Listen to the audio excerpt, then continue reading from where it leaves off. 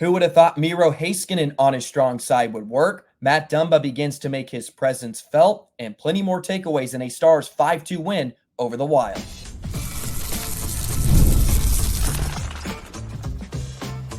You're Locked On Stars, your daily podcast on the Dallas Stars, part of the Locked On Podcast Network, your team every day. Howdy, Stars fans. I'm Joey Erickson, former producer of 105 Through the Fan. Please be sure to subscribe. We are free and available wherever you get your podcasts and on YouTube. And as always, thank you so much for making us a part of your day and making us your first listen. The Dallas Stars remain unbeaten in the preseason after taking down the Minnesota Wild last night by a final score of 5-2. A pretty convincing win for the Stars. They trotted out a pretty NHL heavy lineup, so not much of a surprise. We have to take a few of these things with a grain of salt, but nonetheless, a lot of positives.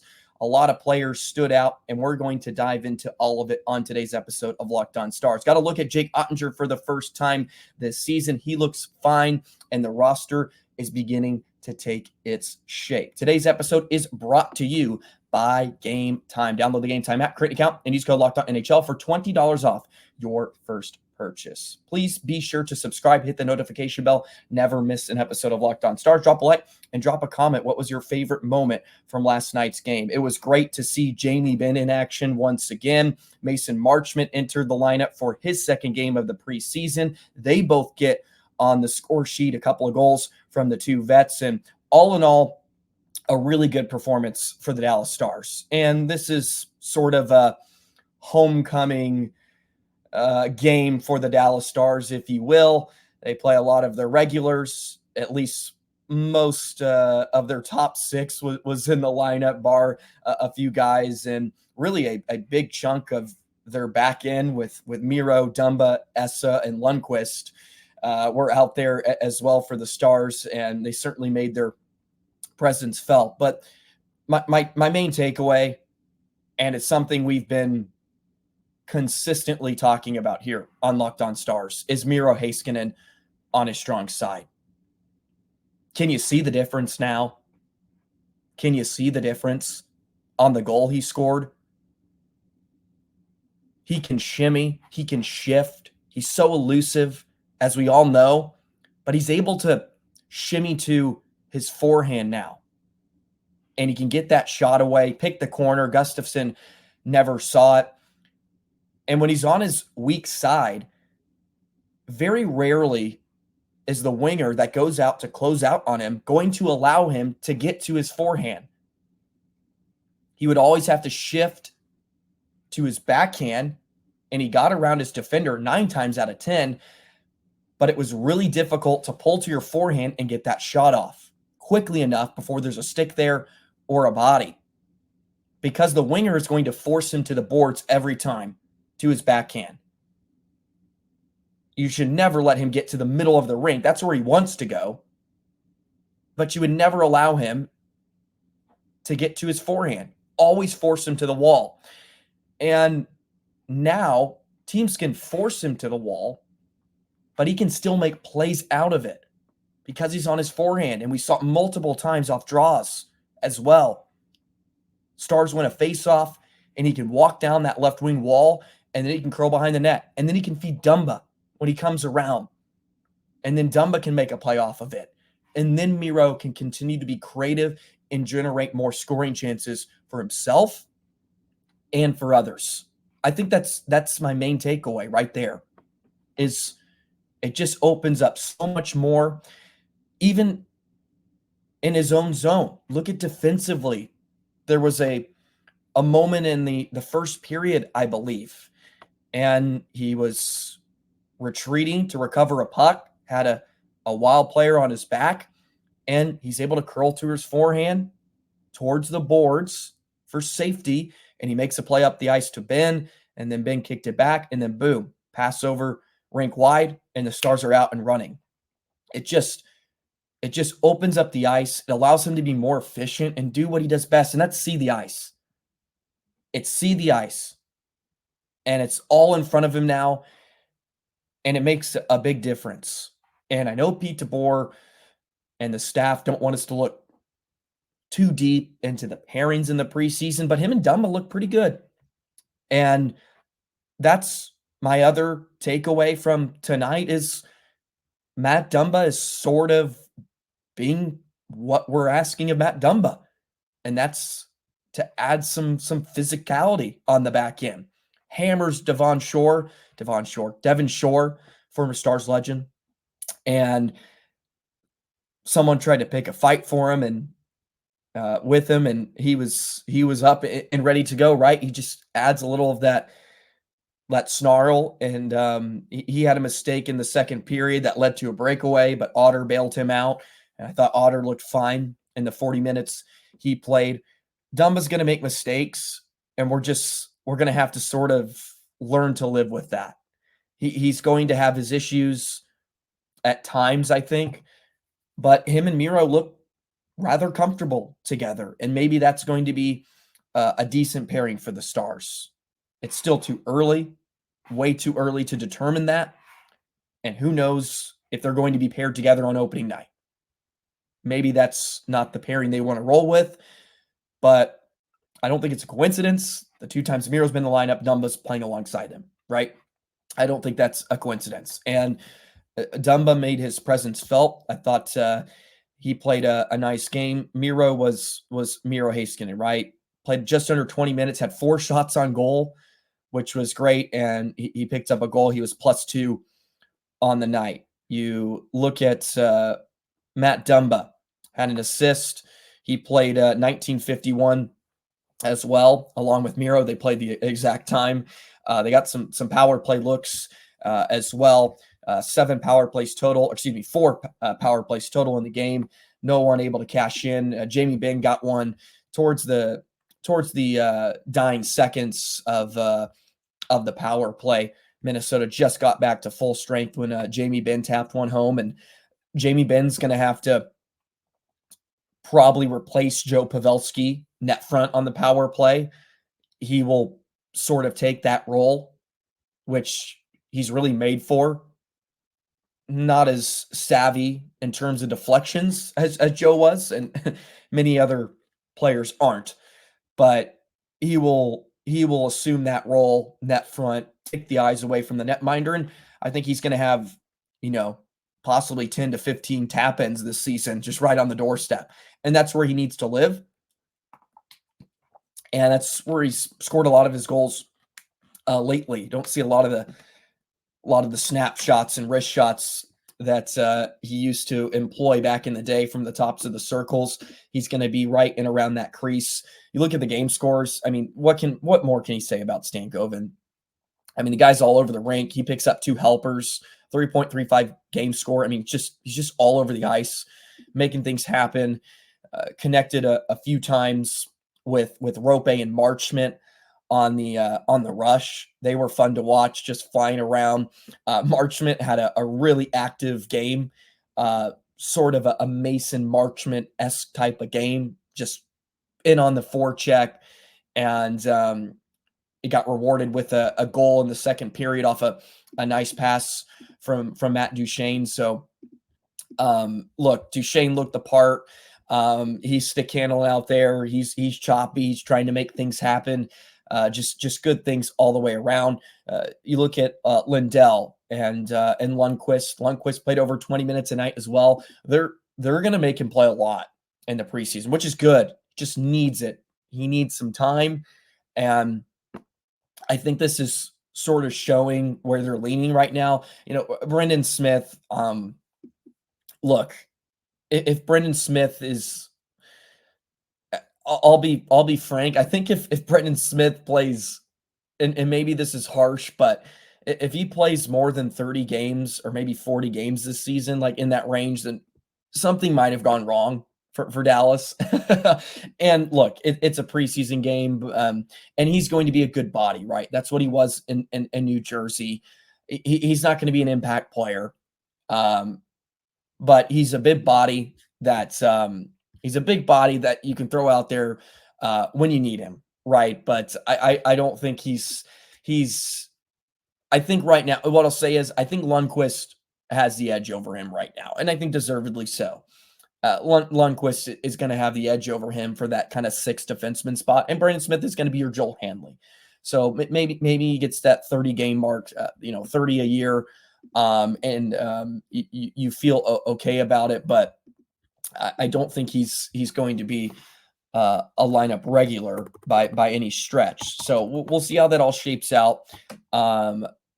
And I do want to take a peek at what Hanley played in 22-23, just to get an idea for how much he was used. And he was reliable. And I think that's what Smith is going to be. Yeah, Hanley played 26 games in 22-23. And I think that's sort of where Brendan Smith's going to live. And it possibly could be less if Niels takes control. Right, seizes the moment, so to speak. And that would be a great thing for the Stars. That'd be great if he can sort of seize that role. And he plays, 60 plus games, right?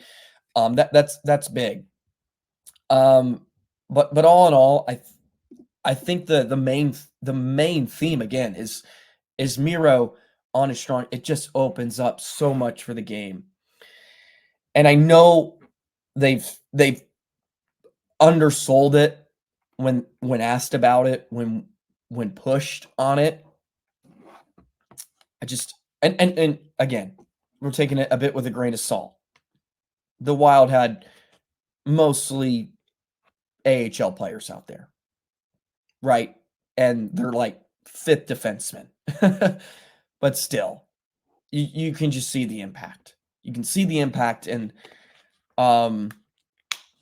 it's big. It really is. I think it's gonna be a good year for number 4. I really do. And maybe it's a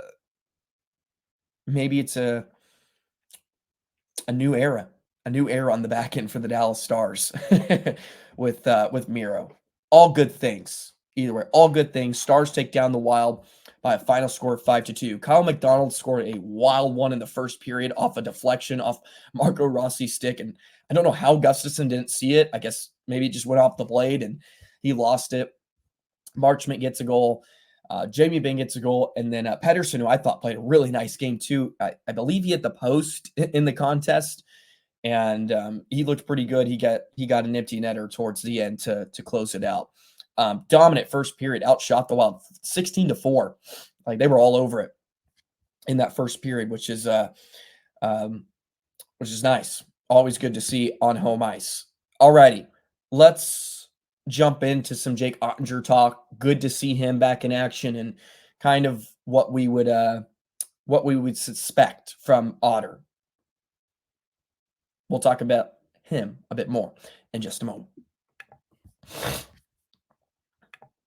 Today's episode of Locked On Stars is brought to you by Game Time. Game Time is obsessed with finding you ways to save money on tickets. And right now, Game Time has a new feature called Game Time Picks. That makes getting tickets for your favorite live events even easier. Filters out all the fluff and only shows you incredible deals. Go ahead and use the code LOCKEDONNHL for $20 off your first purchase. You want to get tickets to the Dallas Stars games next month, the home opener against the New York Islanders. You want to go to a Cowboys game here in the fall. Go ahead and get Game Time. It takes all the guesswork out of buying tickets. You can see the view before you go to the arena, the stadium, comedy, theater, you name it, they have it. You can download it on your phone. It's quick and easy, and use the code LOCKEDONNHL for $20 off your first purchase. Take the guesswork out of buying tickets. Terms apply. Again, create an account, redeem code LOCKEDONNHL. That's LOCKEDONNHL for $20 off. Download Game Time today. What time is it? Game Time.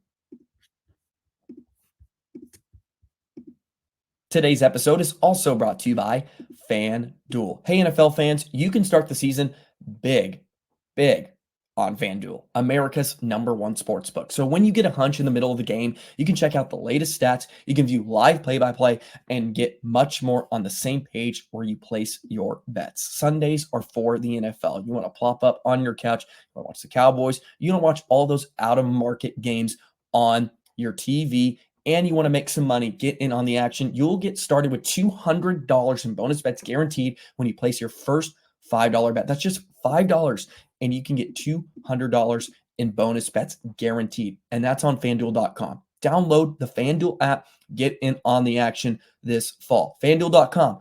FanDuel, America's #1 sportsbook.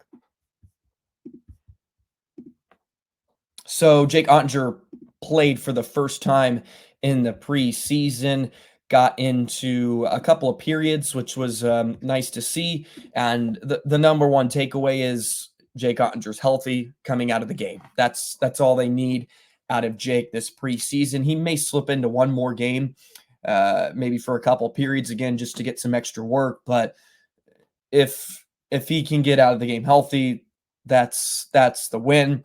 And frankly, if anybody can get out of the game healthy, that's a win for the Dallas Stars as well. He stopped 17 of 18 in the game. Was a nice goal scored by Minnesota off a really bad turnover from Matt Duchene. He had a lapse in judgment there. Probably a pass that he tries in the preseason up the middle of the rink through two defenders, and hopefully one we will not see a ton of in the regular season in some of these meaningful games. And then Otter got beat 5-0 off a nice shot from Jacob Lauko, or Jakub Lauko. It's Jacob. So he got the Wild on the board. But, Otter looks fresh, stopped a big breakaway on Jones in the second period, made actually a really nice stop. And it was good that he got some action. Like 18 shots is good to see, got to feel the puck hit him, and he can sort of get into a rhythm. And we saw DeSmith after, who continues to be what you would expect out of a backup. I think this is going to be a really good tandem. A couple of Americans for the Stars. And I'm curious the type of year Otter's going to have. And I know we discussed this yesterday too, in sort of a season preview of what we're going to get from Jake Oettinger. And look, I know I'm sort of on the bandwagon. I have been. And I know many of you have pushed back about what he is as a goaltender. And look, I may overvalue him in some aspects, but it can be a long road when you don't have a guy you can rely on. And I feel like when push comes to shove, Jake Ottinger's a guy you can rely on, and I think he plays his best in big moments. And he's had his stinkers. He's had some stinkers in the postseason. I won't deny that. But when you need him, I feel like you get his best. I don't feel like the Stars have gotten kicked out of the postseason the last 2 years because of Jake Ottinger. Yeah, maybe some games here and then, but in like do or die games, he's been excellent. Elimination games, he's been really good. Games 5, 6, and 7 just feels like he's really stout, and he may give the opponent 2, but they're not getting a third, right? That's what you can rely on, and if you can get that on most nights, you're going to win a lot of hockey games. And the regular season isn't going to be a huge test for Jake again. Of course, you would like him to be dominant, right? You want him to play 55, 60 games, has a 920, 930 save percentage, 2-1, 3 goals against average, and he's right up there in the top 10 in both of those categories. Top 10 wins, top 5 really is where he kind of wants to live. But the team in front of him is going to be good, right? Can he be healthy, and can he be playing his best hockey at the right time? That's sort of the question we have with Oettinger at this point, and he feels like sort of how I think I look at the Dallas Stars. What are they going to be in April? What are they going to be in June? Can they get over the hump? Is he the goaltender to do that? And this year will be a big proving ground for him. He's still young, just 25 years of age, and he's still pretty green in a lot of ways. It's hard to believe that he just kind of took over a few seasons ago, but he hasn't even eclipsed 200 games yet in his career. And he's going to be an integral part of this tandem. Of course, he's going to be a big reason why the Stars kind of make or break. And I'm curious to see. I'm curious to see what we're going to get out of him. And I really like his game. I really like it. I think he was sporadic last year at points. I think you're going to see a much calmer version of Jake Oettinger. That's sort of my prediction. A much calmer presence from Otter. Last year, you get off his angles a lot. I mentioned actually David Castillo, that article we talked about in the summer, the percentage of shots that beat him high, like high glove, high blocker, ticked up like pretty drastically compared to a few seasons ago. That'll be a nice tell, Stars fans. That'll be a tell, I think, where Ottinger's at coming into the year. We got to watch blocker side, especially. Got beat a lot up high. That'll be a tell on, I think, where Otter's game is. Because if he's on his angle, he's a big guy, man. He takes up a lot of net. He's hard to beat. And he got beat a lot up high. So I think that'll be sort of the tell to keep an eye on at the beginning of the season. But we know he's a competitor, and he's going to keep the Stars in most games. And sometimes that's all you can ask for in a lot of ways. But Stars are going to have to pay him. And it could be a significant amount of money, and you can't pay an average goaltender elite goaltending money. Right? You can't pay him Shesterkin levels. And I don't think he's going to garner that. I think the earlier the Stars get his deal done, the better. And I know they're sort of waiting on some deals with Swayman still has to be done, and Boston handling that is another situation. I don't think you're going to get that here in Dallas with Jim Nill. So it'll all sort itself out at the end of the day. It'll certainly all sort itself out.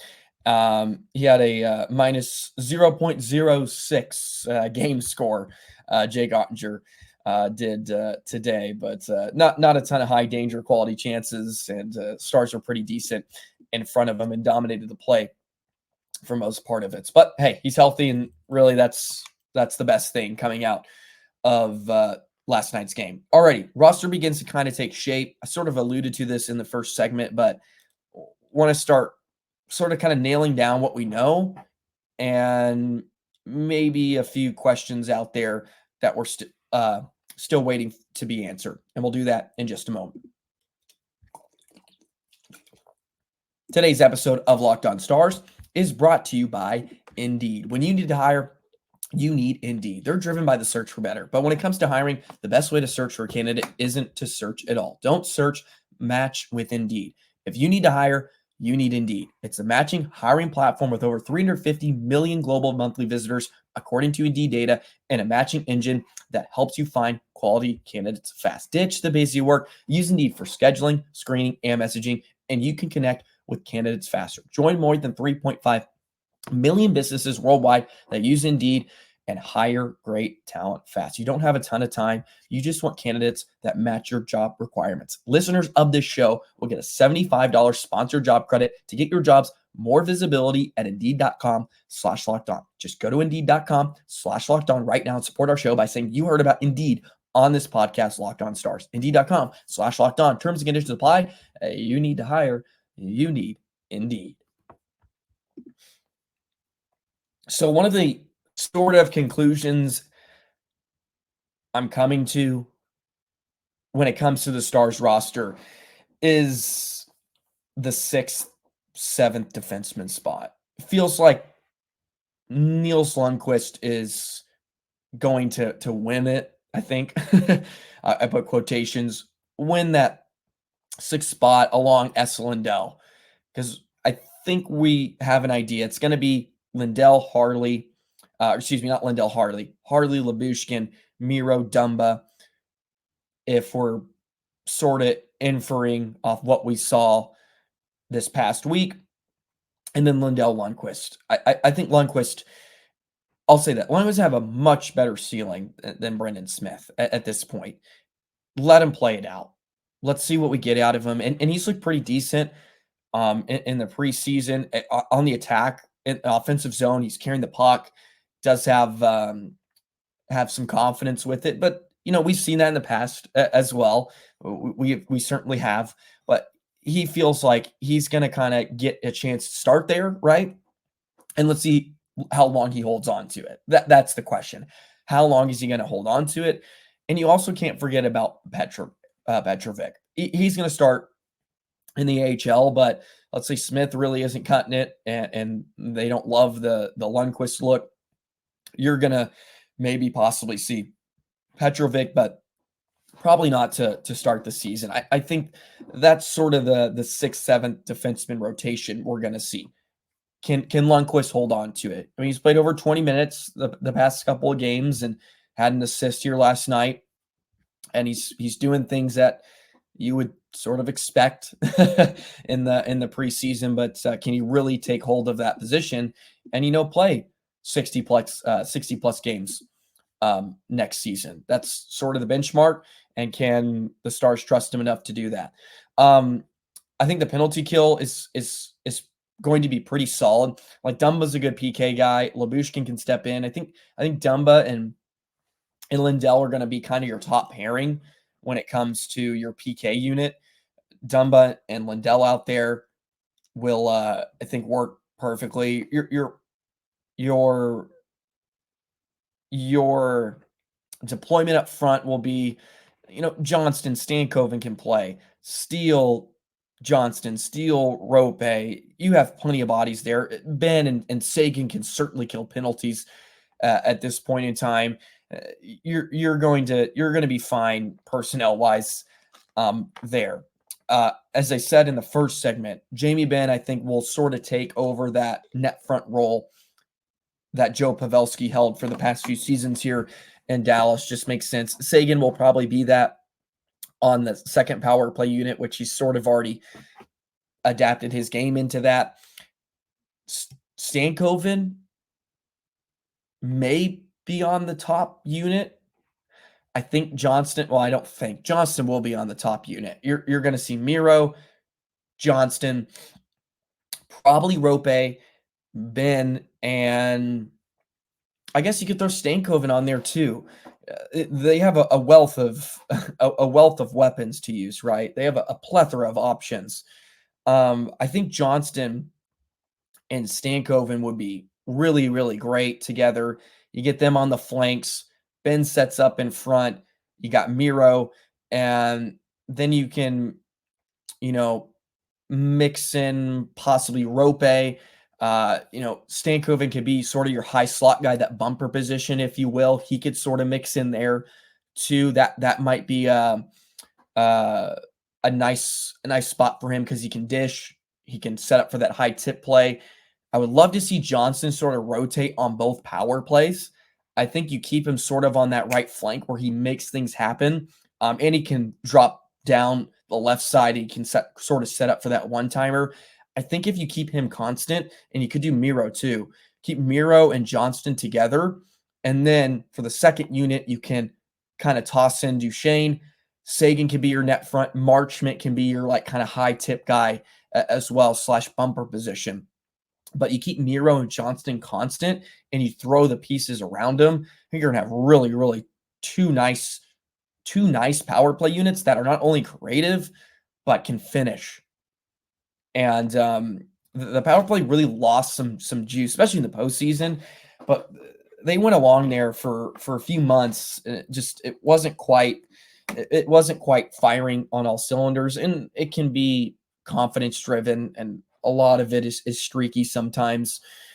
And I know they were top 10, and they were really good for an overall stretch of the season, but it really let them down towards the end of that postseason run. So that's sort of my feeling out for your power play, your PK. Your 13th forward. I think Blue Mel's gonna sort of slide in there. And back had a decent game, but I think he's still just a step behind. Speaking of our play to watch, Strange, he looked really good. He was dancing a few times, had a beautiful dangle at center ice in that first period, and he generated some chances. Cole Lind, I thought looked really nice. Again, he's a sneaky guy. He's a sneaky guy that I really think could play some minutes for you this season. He could be that 13th forward as well. I don't know if it's going to be out of camp, but man, he's sort of had an impact, and my eyes gravitate to him watching him play quite a bit in the few games he's played, and he had a nice chance, unable to capitalize, but he looked good, picked up an assist. He's someone that's really caught my eyes. Hiru has been here and there, so I think Blue Mel out of camp is sort of going to win that spot. And maybe as the season wears on, a guy like Lind is someone that maybe kind of pokes his head and back may possibly be there as well. And of course, it has to do with the cap situation as well. And the Stars do have, just over $690,000 of cap space. How that's going to work, and they have Blue Mel currently on the roster along with back, so they would have enough room if they did want to bring up a guy like Hiru, or you could bring up Lind as well. And Lind's just 25 years of age, and he had a really nice year in Coachella Valley. So I think there's a lot of good things about the Stars up front in general. They just have a lot of depth. There's just not a lot of spots for these guys to play, right? And if not, they'll get a ton of ice time down in Cedar Park. So that's sort of, I think, where the roster is as we hit the halfway mark of the preseason here. Just 6 games in the preseason. Stars will be back in action. By the way, Victory Plus, awesome. Just so awesome. Stars will be back in action tomorrow. They take on or I guess tonight, I should say, taking on the Colorado Avalanche at home. And then they'll be in Minnesota on Sunday. I'll be going to that one. So can't wait to take that in. Excuse me. Tomorrow's game. Sorry, I'll get my days all mixed up. I've been on a bus the last 7 days, and I don't know my days. Tomorrow, Stars take the Avalanche on Friday night.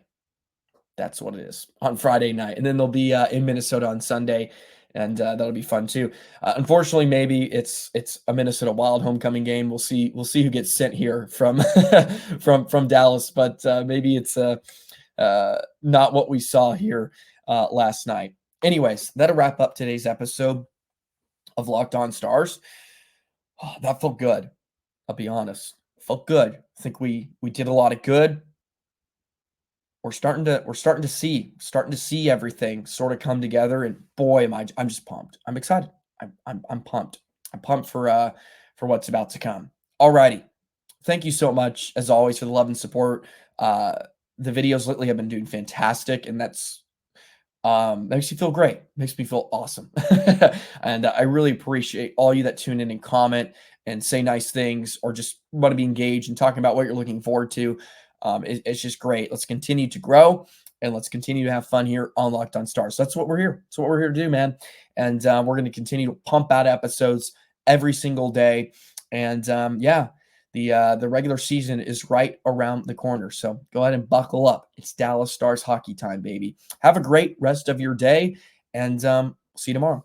Alrighty. So long, Stars fans.